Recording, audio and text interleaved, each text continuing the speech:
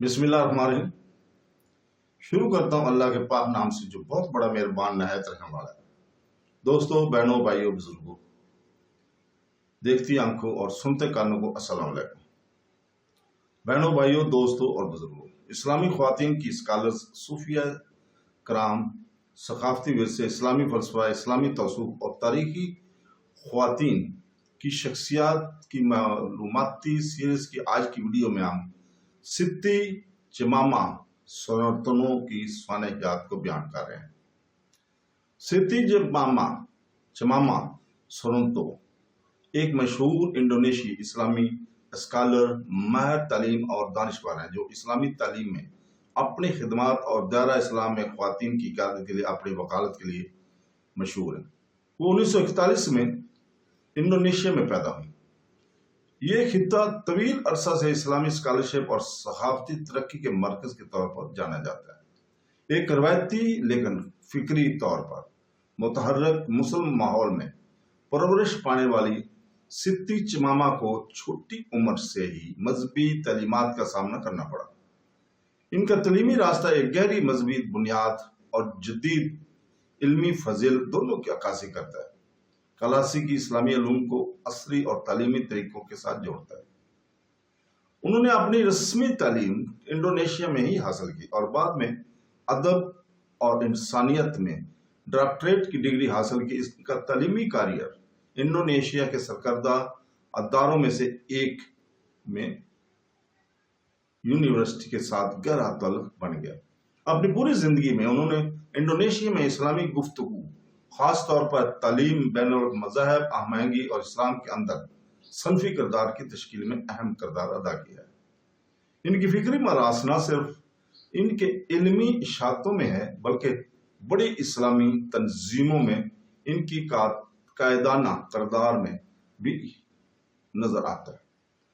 خاص طور پر انہوں نے انڈونیشیا کی سب سے بڑی اسلامی تحریکوں میں سے ایک محمدیہ کی خواتین کی شاخ اسیہ کی چیئر وومین کے طور پر خدمات انجام دی۔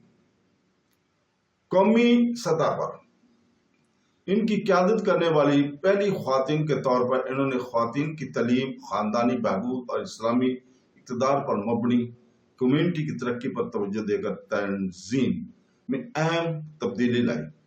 ان کی قیادت میں پورے انڈونیشیا میں اسکولوں، صحت کی خدمات اور سماجی بہبود کے پروگراموں کے اپنے نیٹ ورک کو پھیلایا، جس سے یہ ظاہر ہوتا ہے کہ اسلامی اصول ترقی اور بااختیار بنانے کے ساتھ ساتھ چل سکتے ہیں۔ اسلامی حقوق نسمہ کے بارے میں ان کا نقطہ نظر اس خیال سے جڑا ہوا ہے کہ اسلامی خواتین کے حقوق کے لیے ایک منصفانہ اور اخلاقی بنیاد فراہم کرتا ہے، اور یہ کہ خواتین کو مذہبی اور سماجی زندگی دونوں میں فعال حصہ لینا چاہیے۔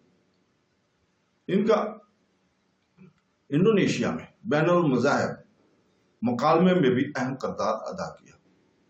ملک کے متنوع مذہبی کمیونٹیز کے درمیان امن کی اور باہمی افہام و تفہیم کو فروغ دیا۔ ان کی عوامی تقاریر اور علمی تحریریں اکثر اسلام کی متوازن اور متعدل تشریح کی عکاسی کرتی ہیں، جو ہمدردی، انصاف اور سماجی ذمہ داری کے موضوعات کو اجاگر کرتی ہیں۔ وہ اکثر مسلمانوں، خاص طور پر خواتین کو مذہبی متن کے بارے میں جاننے اور عصری سماجی مسائل کو حل کرنے کے لیے سرگرم رہنے کی ضرورت پر زور دیتی ہیں۔ ان کے علمی کام میں ادب، اسلامی تعلیم اور اسلام میں خواتین کے کردار پر مضامین اور تحقیق شامل ہیں۔ انہوں نے اسلام، سخاوت اور تعلیم سے متعلق قومی اور بین الاقوامی کانفرنسوں میں شرکت کی۔ عالمی پلیٹ فارم پر انڈونیشین مسلم خواتین کی آواز بن گئی۔ ان کی کوششوں نے نہ صرف انڈونیشیا بلکہ پوری مسلم دنیا میں ان کی پہچان اور عزت حاصل کی۔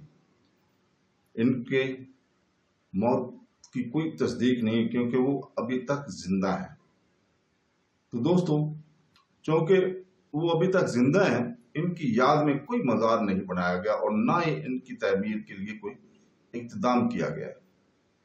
اس لیے آج ہم آپ سے اجازت چاہتے ہیں، کل تک کے لیے۔ کل انشاءاللہ تعالی ہم اسی وقت آپ کے سامنے حاضر ہوں گے، اور کل کی ہم قسط میں ویڈیو میں ہم بیان کریں گے ستی نورجانہ جوہانتی کی سوانحیات، وہ بھی ملیشیا کی۔ تو دوستو آخر میں اللہ تعالیٰ سے دعا کرتے ہیں کہ وہ ہمیں قرآن اور حدیث پر عمل کرنے کی توفیق عطا فرمائے۔ آمین ثم آمین۔ اللہ حافظ۔